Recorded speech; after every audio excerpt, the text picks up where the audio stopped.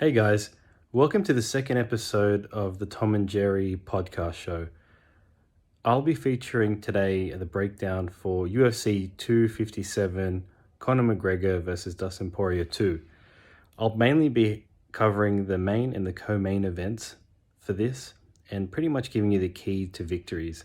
Obviously today is only one day short of the event, so I'll mostly likely just be doing both McGregor's key to victories and Dustin's key to victories, where I'll be doing a shorter segment for Hooker versus Chandler. I guess going off the past 5 performances for McGregor, he has grown a bit, and in terms of his gas tank, his issue is pretty much after the second round, he doesn't actually have a finish to his record, especially in the UFC. His gas tank would have been greatly increased from his cardio sessions. I guess he's trying to be leaner and better from that. But I do believe that straight out of the bat, if he doesn't make it past the second round in terms of a finish, he most likely won't finish Dustin Poirier and it'll go to a decision. My 3 key to victories for McGregor is as follows. The first one, he's really baiting, or his whole game is built around his left hand. Amongst a lot of orthodox fighters whom he isn't facing tomorrow in the southpaw of Poirier, McGregor has usually relied upon his pullback left hand or pullback cross.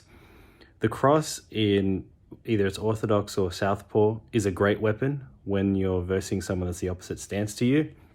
This is because usually you start with your lead hand, which is actually a great counter with your cross or your power hand in those exchanges. However, a lot of Dustin's fighters as well is orthodox, so both of them will be relying upon their left hand, although McGregor more than likely will be looking for Dustin Poirier to commit, and I'll be going to the next clip to show that. Okay, so Conor McGregor's 3 keys to victory. His first one and his best weapon is his left hand. We'll have to use that in situations where he hasn't been able to use that previously. Most of his situations has been against orthodox, and that's been made easier by a lot of them committing to that their own left hand. So if they're throwing that jab, a most common counter, the advanced strikers normally use a weapon called a jab counter. They call it the cross counter. So when someone throws their jab, if you're in orthodox stance, McGregor will come over the top with his left.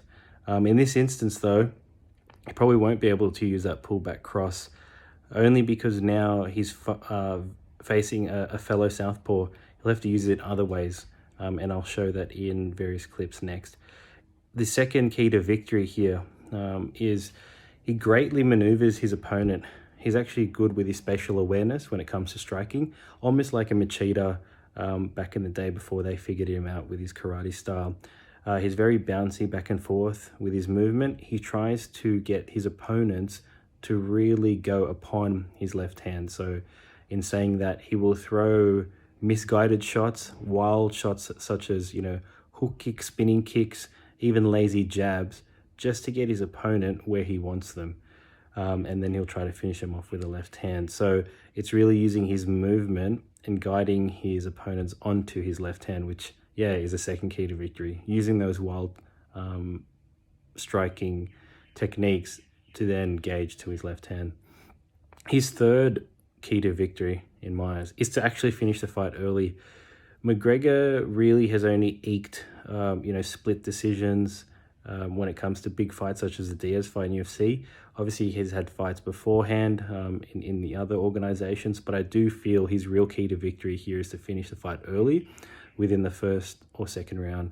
If he can gauge Poirier in a gunfight, especially when Poirier was a lot more slug heavy, such as the Gagey fights, and he can get Poirier to commit early, I feel like he could have a similar performance like he did with Cowboy, who actually was pretty gun-shy that night. I do feel, though, that if Poirier doesn't take the bait and doesn't come with lazy shots, then McGregor will actually have to implement another game plan, because a lot of his powerful shots really rely upon, catching the person out cold or early before they've even started, and that is really only within the first 2 rounds. Okay, so we have Conor versus Alvarez. This is a really good example of how Conor manipulates the space between him and his opponent with his pullback cross. You can see as Alvarez is headhunting, Alvarez will actually overcommit with his right hand.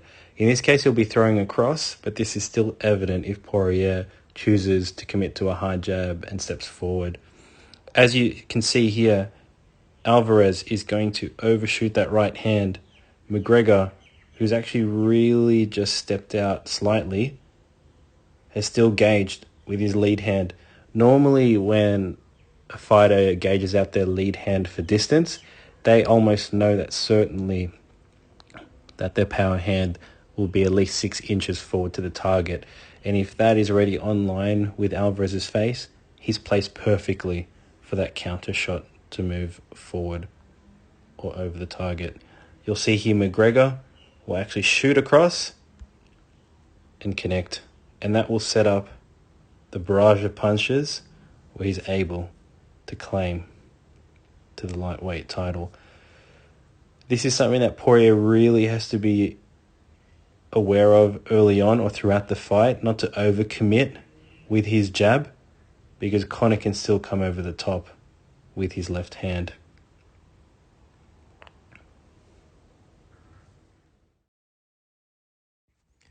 Okay, Conor McGregor's second key to victory, using his supplementary shots to game towards the left hand. Conor McGregor does this very well, where he uses a couple of main techniques. His left teep, or his push kick, to kind of keep his opponents at bay. He also has used in the past quite successfully the left uppercut, most notably in the Mayweather bout in boxing. And he kind of uses his knee. So I guess what he tries to do is he tries to get the opponent to stay stationary, and the way to do that is either by creating, false commitments by throwing other shots, or at least trying to get his opponents to stabilize. You'll see here against Brimage will bum rush in. As he bum rushes into the fight, McGregor will try and attempt to get him to stop, which you can see there with that left knee that goes straight up, causing him to stay. Again, he uses the teep. He uses the teep well, and he'll use it again in another clip that comes in the next few seconds, and that left uppercut.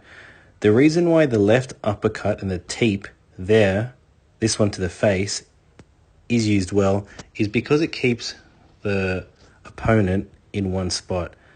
Then you see him come over the left.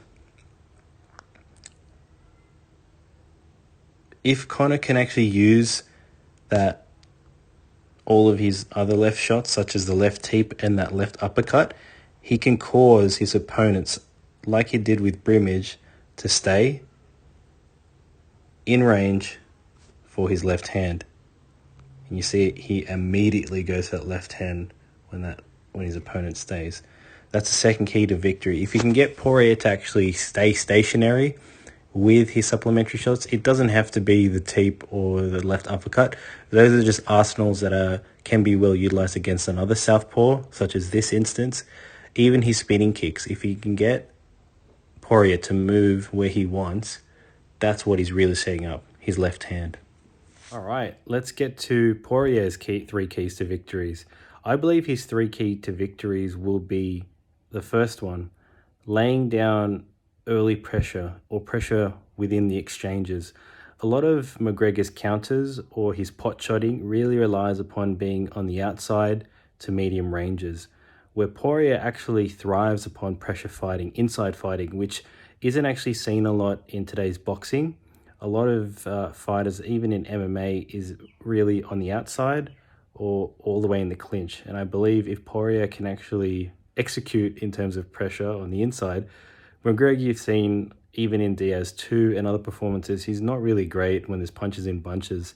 It's more really waiting upon that big counter. The second one is going to be using his lead hand in terms of a hook. Poirier has a great hook and is actually the equalizer to a cross in my eyes, especially in boxing. If someone has a really good cross, an equal counter, if not better, is that lead hook to the inside as they're throwing that cross. That's one arsenal that I think Poirier can actually execute. And the third one, I think his key to victory or last key to victory will literally be trying to wade through the first two rounds. Everyone has a game plan. A lot of people probably won't be as excited, but I really feel if Poirier can hold his nerves and go past the second round and build upon his game, chipping away with those lead hooks, doing lead leg kicks just to kind of put the pressure off McGregor, I think he can actually start to impact. And you've seen that in his bout against Holloway, and you've seen that in his later exchanges against other opponents such as Hooker and such as Gagey. Poirier actually has a great gas tank in my eyes. So one of Poirier's key to victory is early pressure or pressure throughout the fight. Poirier has actually implemented a pretty good pressure-heavy style of fighting throughout his career, but I feel like now he's actually really honed down, especially when he feels as though his opponents are wilting upon that pressure. I feel that also in a lot of McGregor's downfalls or losses really started when he started to gas. And if Poirier can sense that sustained barrages of punches, such as the one that he produces here against Hooker, inside fighting, hook after hook, necessarily really it only has to do with keeping the pressure on. McGregor doesn't seem to fight really well, not necessarily off the back foot, but in close situations such as this.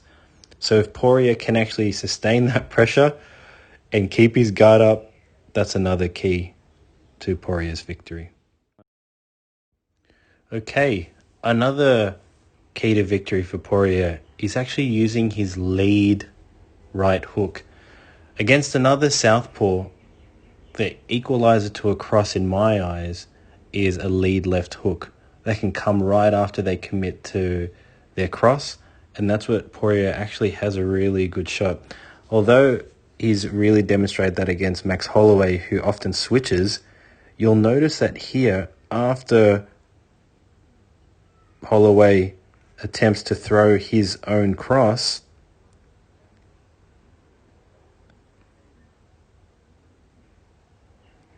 Dustin comes over the top with his lead hook. He is switching himself, but that hits and he hits it again. And you can see there that I feel is a perfect counter weapon to Conor's cross. There's more than the game, but you can see he comes right over there. And I feel like that is Poirier's equalizing shot. Again, you can see the barrage of punches, which is another key to victory that I explained earlier. But Poirier has that lead hook. He sets it up beautifully in the Holloway fight. He used it there again. That was a really good shot. You can see there that as he came back,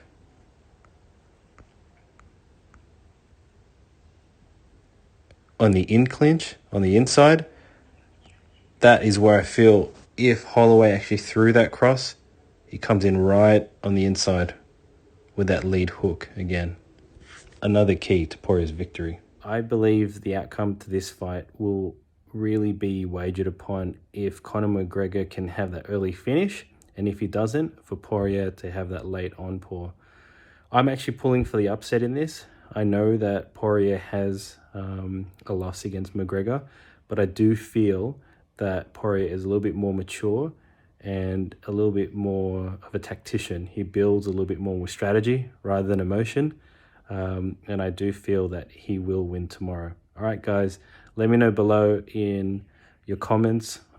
Give us a like and a follow. And yeah, let me know how you think UFC 257 will go down. Thank you.